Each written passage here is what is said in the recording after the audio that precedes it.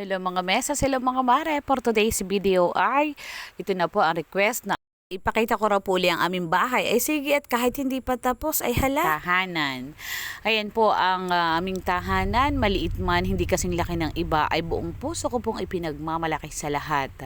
At sabi nga po, hindi man kasing ganda, hindi man kasing rangya, sabi nga, at hindi man kasing laki na ibang tahanan ay aking ipinagmamalaki. Dahil bago po namin yan naisadya, bago po kami nakapagpabahay, bagaman at hindi pa po tapos, ay sabi nga po, napakarami po namin pinagdaanan. At sa totoo lang mga meses, mga mare, kami nagkaasawa ay wala po simula't simula at hanggang ay wala pa rin naman. Pero at least kahit papaano ay meron na kaming nasimulang maliit na tahanan.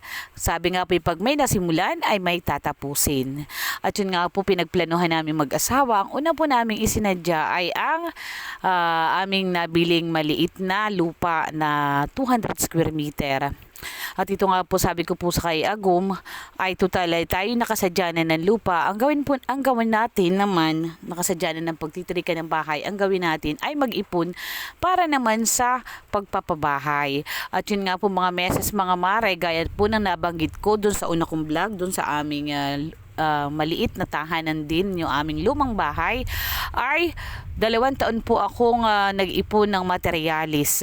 Tuwing pong kami ay medyo may nakakaluwag ng kaunti, nagbabayad po ako ng materialis at inipon ko po ay resibo. At yun, after 2 years, ay nakaipon nga po kami ng materialis at nakapagpaumpisa ng aming maliit na tahanan.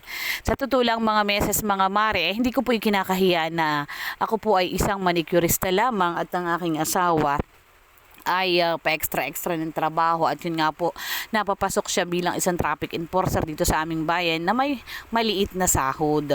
Pero sa kabila po na yun ay hindi po naging hadlang para matupad yung aming pangarap. Bagaman po at hindi pa tapos ang aming tahanan, ay buong puso ko pong ipinagmamalaki mga meses, mga mare.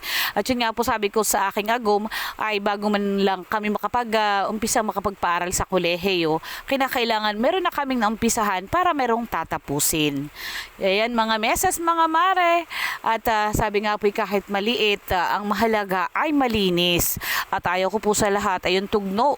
Ang tawag po dito sa amin ay tugno, yung marumi. Ayaw ko sa lahat yung marumi. At yung lamog ay sos, mga meses.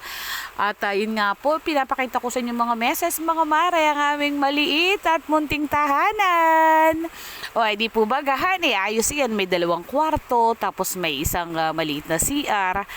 At nung una po ay pagka po nasa mga panahon ay kami pinakikitapok. Kami nga po nakikituloy sa evacuation center o di kay kung kangainong tahanan. At least ngayon po naman ay bagaman po di pa tapos, hindi naman kami nakikituloy pag mayroong sama ng panahon. Sabi nga, medyo okay ng mga meses, mga mare. Sabi, walang imposible basta gugustuhin mo at sasamahan ng sipag, tiyaga at diskarte. Thank you for watching. Bye-bye!